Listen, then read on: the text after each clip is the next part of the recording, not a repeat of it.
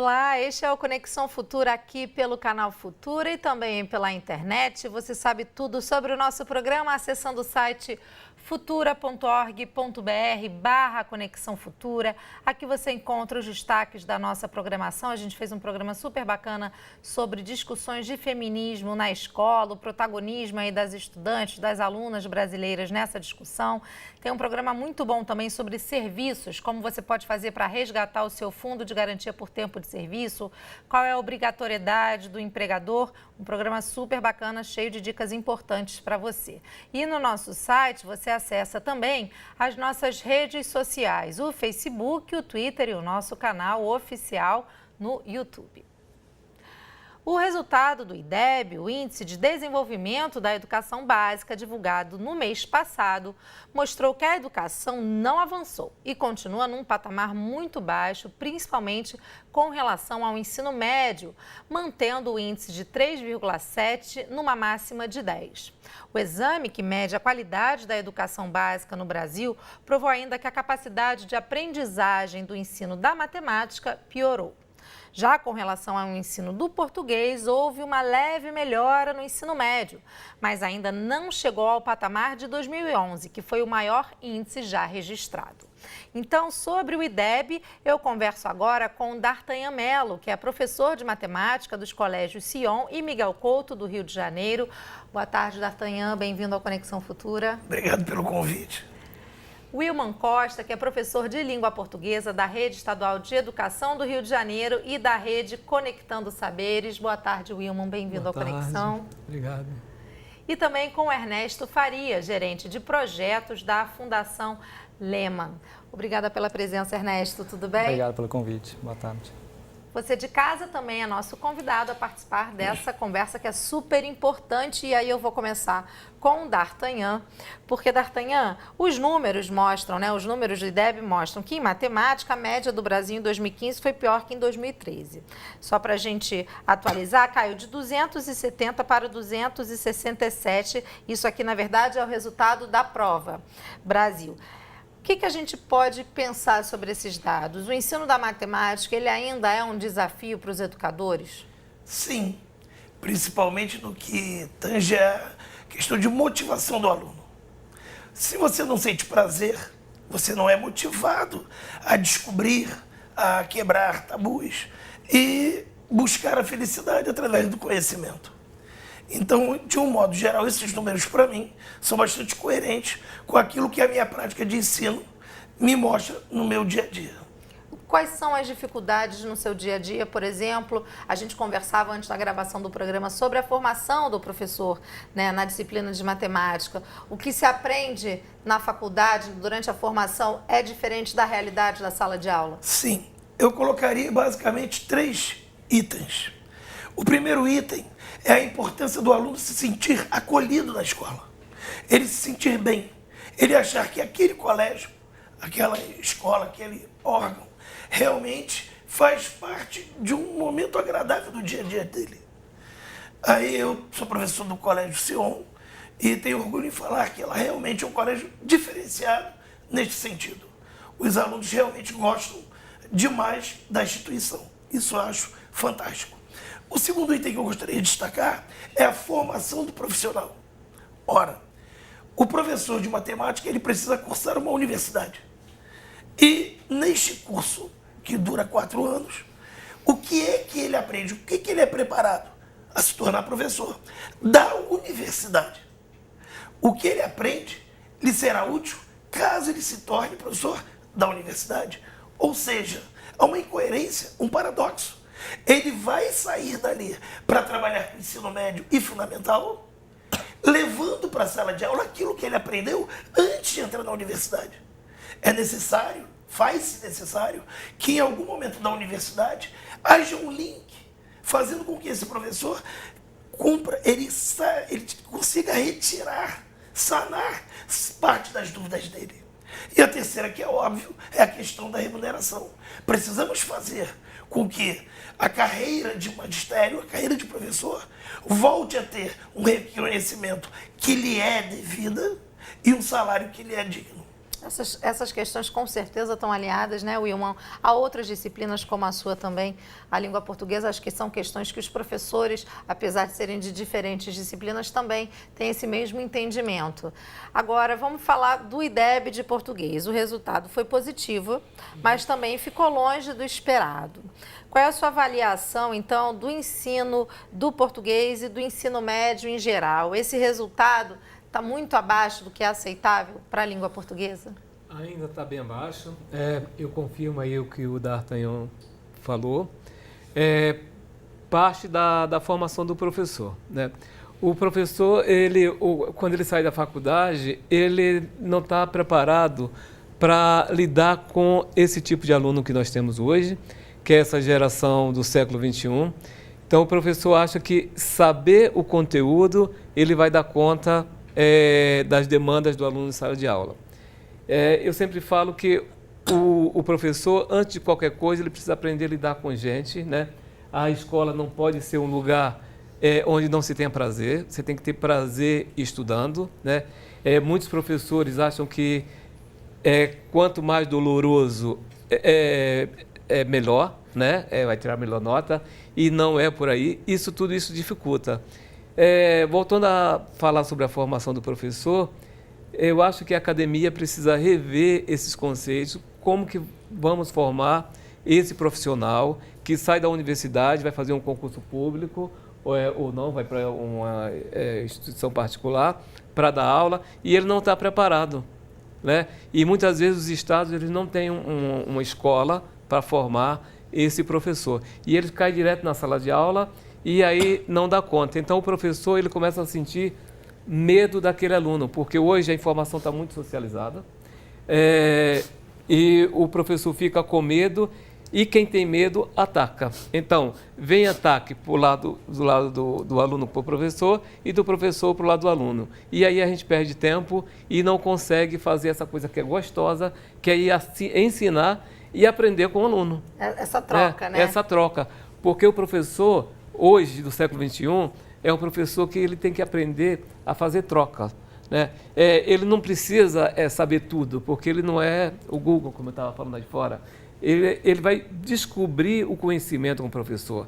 E para fazer isso, o professor tem que ter muita segurança, né? Ele tem que ter segurança do papel dele.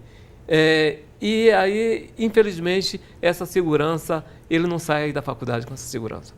O Ernesto, que está com a gente aqui no estúdio, ele fez parte do desenvolvimento da plataforma QEDU, que traz uma série de informações muito importantes da educação brasileira. E enquanto eu converso aqui com o Ernesto, eu vou pedir para a gente colocar na tela o endereço do QEDU, porque o site QEDU trouxe uma análise importante do IDEB 2015, fazendo inclusive uma relação com os outros anos. O que o QEDU apresenta em relação ao IDEB 2015, Ernesto? Acho que o trabalho que a gente fez no QEDU foi muito pensando em como que a gente ajuda as pessoas, a sociedade de uma forma geral, todo mundo que está interessado com os dados da educação, conseguir ver os resultados de uma forma mais fácil, né? Então, e para isso a gente precisa destrinchar os dados por escola, por município, garantir a comparação dos resultados de uma forma visual. E o que a gente percebe nos anos iniciais, acho que teve uma razoável evolução. Acho que a gente ainda não está no patamar que a gente gostaria em relação a qual que é o percentual de alunos que está com aprendizado adequado para aquela série em matemática e português, ainda é baixo, mas acho que está tendo uma evolução consistente nos últimos anos. E eu acho que o problema já começa nos anos finais. A gente fala muito do ensino médio, mas se você olha o quanto esses alunos estão se desenvolvendo nos anos finais, principalmente considerando que as gerações estão cada vez indo melhor nos anos iniciais, era de se esperar que os anos finais subissem mais, porque esses alunos estão chegando melhor no sexto ano, era de se esperar que eles terminassem também razoavelmente melhor nos anos finais. E não, eles estão melhorando pouco. Eles estão pouco acima em relação às gerações anteriores. E eu acho que acontece alguma coisa aí quando nessa transição de um professor generalista para um professor especialista. Acho que entra numa fase de um conteúdo um pouco mais complexo e a questão da gestão escolar se torna mais desafiadora. Fazer o acompanhamento desse professor, a Secretaria de Educação, ou mesmo o diretor, fazer esse acompanhamento desse professor se torna mais difícil. E é um professor que tem um menor vínculo com os alunos. Então, quando chega nessa fase que tem um professor mais distante dos alunos e que fica menos tempo na escola, parece que está tendo um desafio. Então, nos anos finais já os resultados já não são positivos, e no ensino médio, além de os resultados serem negativos de uma forma geral, acho que o que chama a atenção é nenhum estado desponta. Né? Você não tem aquela rede que, nossa, está dando certo. Se a gente for olhar Pernambuco e São Paulo, que são os dois maiores IDEB, a gente está falando de 3,9, um patamar muito baixo. Quer dizer, não tem ninguém despontando efetivamente no ensino médio, né? Apesar dos anos finais estar ruim, mas você tem Sobral mostrando um caminho, tem algumas redes de São Paulo mostrando um caminho, Novo Horizonte, tem Brejo Santo também no Ceará. No ensino médio ninguém desponta, a gente não achou um caminho, acho que isso que é bem preocupante. Acho que é um processo, né? A gente teve, inclusive, a MP do ensino médio, lançada recentemente. Muitos dizem que até o próprio IDEB, né, o péssimo resultado no IDEB, estimulou o lançamento antecipado aí dessa MP, mas muito se fala também que não basta só a gente olhar para o ensino médio, é isso exatamente que o Ernesto colocava, né? Esses anos de transição, dos anos iniciais do ensino fundamental para os anos finais, essa mudança de professores, acho que são muitas questões que envolvem aí o desempenho. Por favor, é um detalhe muito importante. No caso específico da matemática, não nos esqueçamos que nos anos mais básicos, né, da educação fundamental, a matemática é uma ciência concreta. O que é uma fração? É um chocolate. 3/7. Peguei um chocolate, dividi em 7 partes, comi 3, conclusão, sobraram 4 para depois do almoço. Gordinho sem pensar em comida. Agora, quando você chega, mais precisamente, do 6º ano para o 7º, a matemática deixa de ser concreta e se torna absurdamente abstrata. E o aluno não foi. Isso não foi uma mudança gradual. Ela é num rompante. Um outro detalhe. Ela é apresentada como um supetão para aquele Perfeito. Outra coisa. Os textos das questões, os enunciados, principalmente de vestibular, que é o final do processo, hoje em dia, são questões contextualizadas. Sempre conta uma historinha, Joãozinho foi à feira. Mas se você pegar livros, se você pegar aulas, a grande maioria dos professores que trabalham no ensino médio continuam ainda com a velha matemática do cálculo X. Então, para que eu quero calcular X? Na rua não tem X. E hoje em dia a gente tem tantas ferramentas, né, D'Artagnan, tecnológicas, os próprios celulares, a gente tem tantas inovações que podem ser usadas na educação e no ensino da matemática, que muito surpreende quando um professor ainda utiliza aquele método mais antigo, né? O aluno mesmo acaba apresentando isso ao professor. E a principal ferramenta, aqui está o mestre na arte, é o domínio da língua. Eu brinco demais, quer dizer, não é nem brincar, eu reclamo demais com meus alunos, em tom de brincadeira, dizendo que eles não sabem ler. Porque eles leem o enunciado e não entendem o que lhe é dado do que lhe é pedido. Eles não diferenciam. E aí, eu não sei fazer, porque você leu errado. Olha aqui, o que é isso aqui? Olha essa vírgula. Então, dissociar o raciocínio matemático do de língua portuguesa é um crime. Pegando o gancho do D'Artagnan, Wilma, a gente está, claro, falando de uma língua muito complexa, uma das mais difíceis do mundo, que é a língua portuguesa, e que a cada dia ela vai se modificando, né? Parece que vai ficando ainda mais desafiador ensinar o português, principalmente por causa desse português das redes sociais, né? Esse tom mais informal, novas palavras que acabam surgindo. Esse é um desafio do professor também de língua portuguesa, se apropriar desse uso mais coloquial que o estudante faz para adaptar isso para o ensino da língua formal em sala de aula? A língua portuguesa até pode ser difícil para um estrangeiro, mas não é difícil para nós nativos, né? Mas ela é uma língua complexa, É uma língua complexa. Eu sempre falo, quando eu entro na sala, e falo, olha, eu sou professor de língua portuguesa, mas todo mundo fala aqui português, né? Então, o que é que a gente vai aprender? A ser adequado em determinados setores sociais, né? Então, é isso que o aluno precisa aprender. Precisa aprender a ler, a escrever. E aí eu fico assim muito desconfiado quando eu passo na sala de aula e vejo o professor lá explicando, falando palavras que os alunos não entendem, vamos classificar essa oração, tal, e abandona o texto, abandona a língua. A gente tem que entender que essa língua, como você falou da internet, ela faz parte do nosso mundo, ela não pode ser ignorada, né? Então tem que levar em consideração, porque hoje em dia, a gente não fala o português culto. É muito chato Quando você está na praia e você é professor de língua portuguesa, você vai ter que falar como professor de língua portuguesa. Eu detesto quando alguém me conhece na praia como professor de língua portuguesa, porque não é adequado estar naquele momento ali como professor. Então, eu sou um falante da língua, então eu tenho que usar a língua em sua plenitude. Então, eu tenho que navegar, né, pelos setores. E hoje, falar bem português não é falar a gramática toda certinha na norma culta. Hoje, ser bom em português é você saber usar a língua nos diversos ambientes. E se comunicar, né? E se comunicar. Né? Você estava falando da vírgula e tal. Se o professor se preocupasse, né? E ler com o aluno, mostrar, fazer as inferências, entender o texto, se prendesse mais nisso do que na gramática, que não vai levar muita coisa, então o aluno teria um melhor resultado. Às vezes, o aluno, hoje os textos do Enem, por exemplo, são textos enormes. Às vezes os alunos reclamam, mas tem que aprender a ler, tem que, não pode se cansar com pouca coisa. Tem que ler, entender, e a leitura passa a ser prazerosa quando você cultiva o hábito de ler. Eu acho muito engraçado, quando eu era criança, as pessoas, fica de castigo, vai para a biblioteca ler.